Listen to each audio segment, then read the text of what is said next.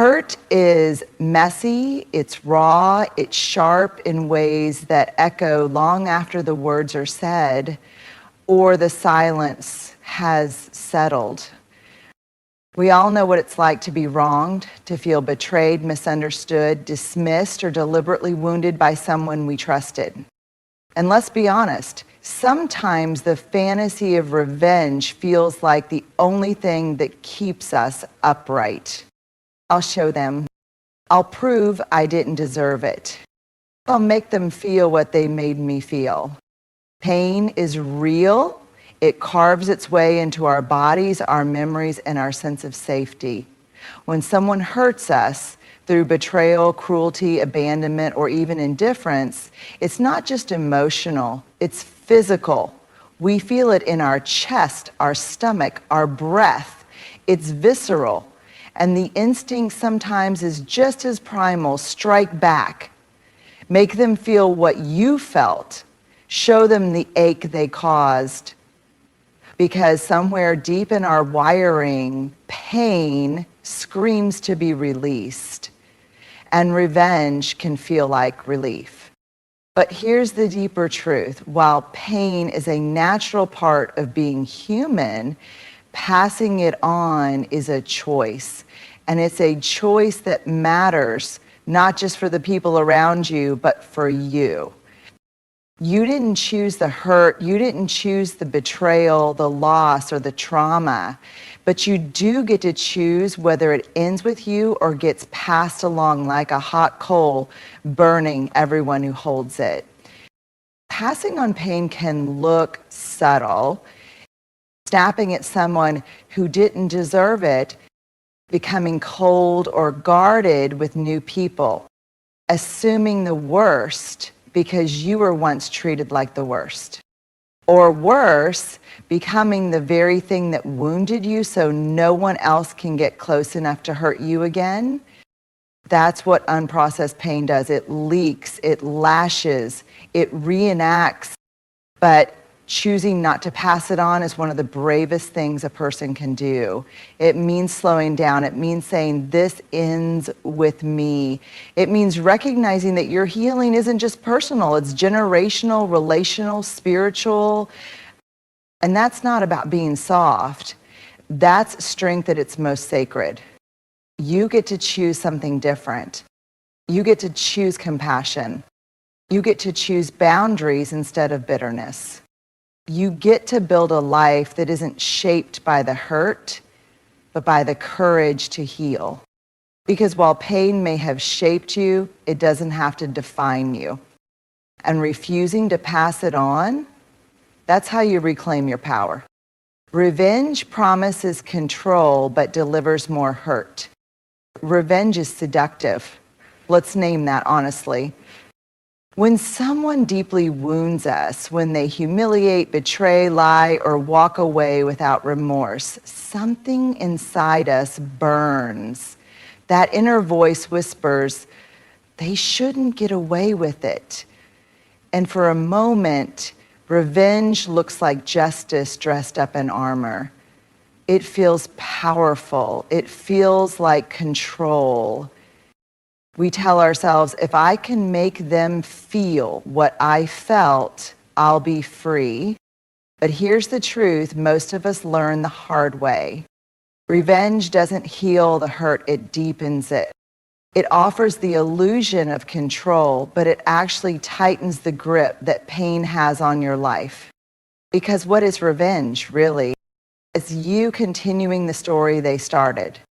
It's allowing their harm to shape your next move. It's building your actions around someone else's damage rather than your own values. Revenge keeps you tethered to them emotionally, energetically, psychologically. It's a cycle that says, I will stay in this pain long enough to throw it back at you. But the cost, it's your peace. It's your growth. It's your ability to move forward unburdened. And often, the person you want revenge on isn't even looking. they've moved on, or they're too unaware to feel what you want them to feel. So the hurt just circles back to you over and over again. The truth is, revenge may feel like power, but it's power borrowed from pain. It's control rooted in fear, not freedom. And it rarely lands the way we hope. Instead of delivering justice, it often makes us feel worse because we've acted out of our wounds, not our wisdom. So here's what's braver: walking away without needing to retaliate, choosing growth over retaliation, letting the wound teach you but not lead you.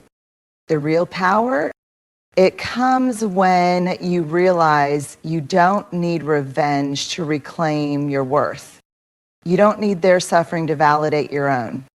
You don't need to be the one who hurts back. You get to be the one who rises whole.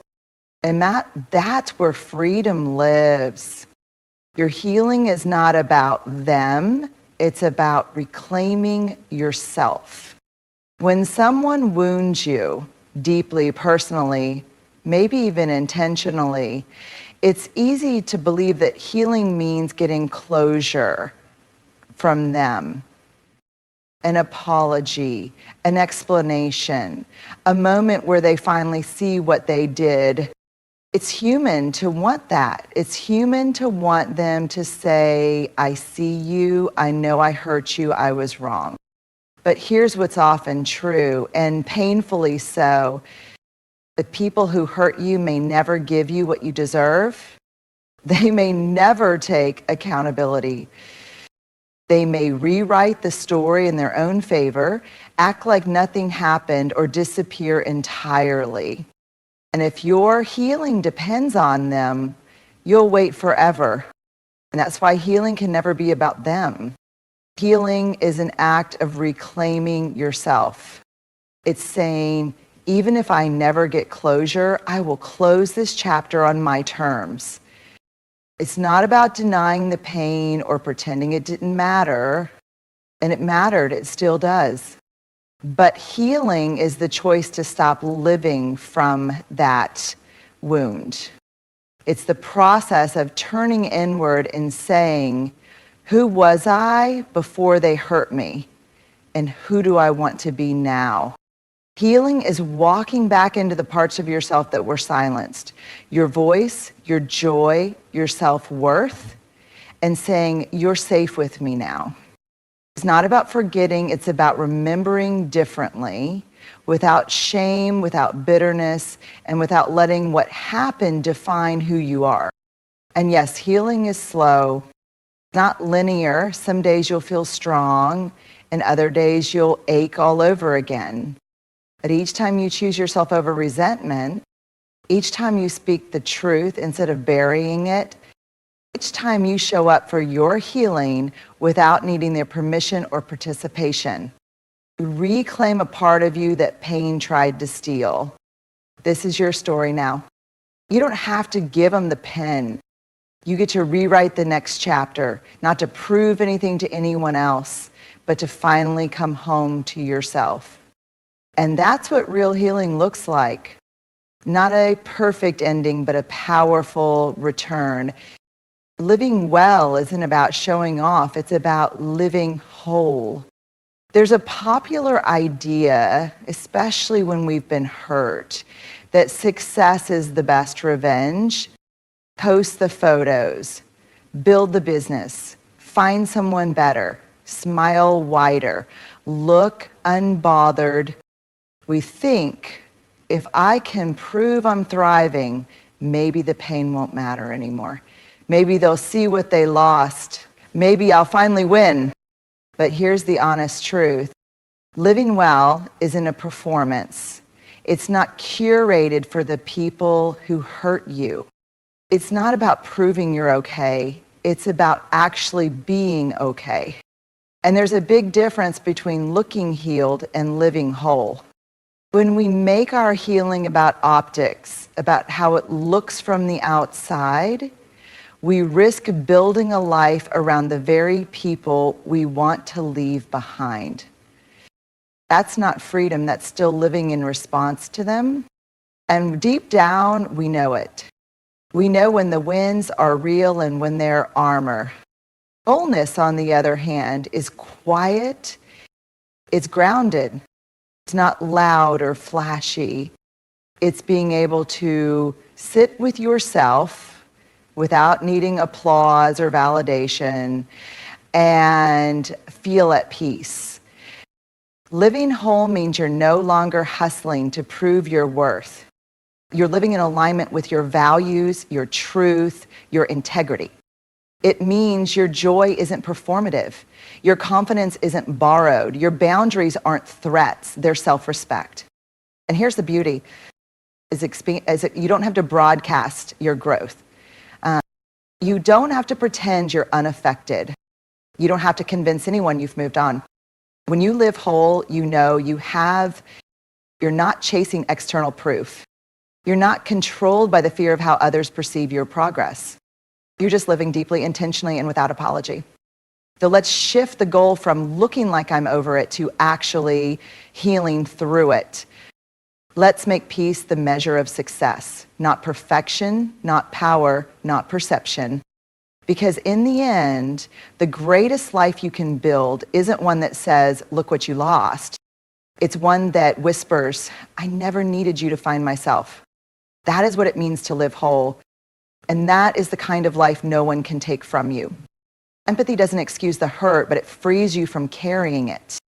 When someone wounds you, especially someone close, someone you trusted, empathy can feel like the last thing you want to offer. And rightfully so. Why should you be the one to stretch, to understand, to hold space for the person who broke yours? Empathy can feel at first like betrayal, like you're minimizing your own pain just to be the bigger person. But let's be clear from the beginning. Empathy is not excusing the hurt. It's not justifying it, downplaying it, or forgetting it. Empathy is not saying it's okay that you did what you did, because it wasn't okay. What happened may have been unfair, unkind, or even traumatic. You're allowed to name it as such. But here's what empathy is. It's the willingness to see that someone else's behavior was likely born from their own fear, pain, insecurity, or ignorance. It doesn't erase the consequences. It doesn't mean there shouldn't be accountability. But it helps you let go of the story that their hurtful actions were a reflection of your worth. Empathy shifts the question from why did they do this to me to what must have been happening in them to act this way. That shift isn't for them, it's for you. Because carrying resentment is heavy. It weighs on your mind, your body, your relationship. It keeps the wound open and the offender close, mentally and emotionally, even when they're long gone. Empathy, on the other hand, is an emotional boundary that says, I'm not going to carry your pain as my own. It's the decision to see the full picture without having to fix it or be in it or drag it forward with you. Think of it like this. When you understand why a fire burns, it doesn't mean you sit in the ashes. It means you stop blaming yourself for getting burned and you start rebuilding with clearer eyes and stronger hands. Empathy offers clarity. It gives you language for what happened. It lets you grieve what was lost, name what was never yours to hold, and move forward without dragging the past behind you. It's not softness, it's strength. It's you saying, you don't get to keep me bitter. You don't get to shape how I love, trust, or live moving forward. You don't need to excuse the hurt to rise above it. You just need to stop carrying what was never yours to begin with. And empathy, that's how you put it down. The best revenge is becoming someone who no longer needs it. And let's be honest, revenge is deeply human.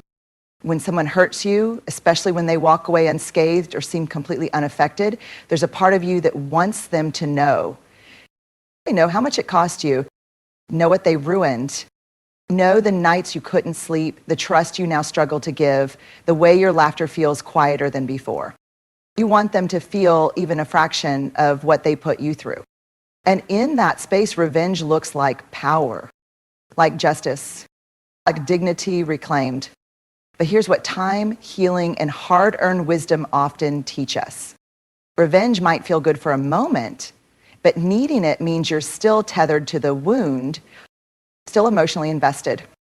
still allowing the person who hurt you to shape your choices, your peace, your narrative. The best revenge, it's not a comeback story designed for them to see. It's not about making them regret or notice or applaud your resilience. It's becoming someone who no longer needs revenge at all. It's the quiet strength of healing so fully that their opinion, their presence, or their absence no longer defines your sense of self. Is waking up in a life that is rooted in peace instead of payback. It's falling in love again, not just with a person, but with yourself, your boundaries, your truth. It's laughing without bitterness, succeeding without spite, and letting go without needing them to suffer too. And here's the paradox. When you no longer need revenge, you've already won, because it means you've stepped out of the story they tried to write for you.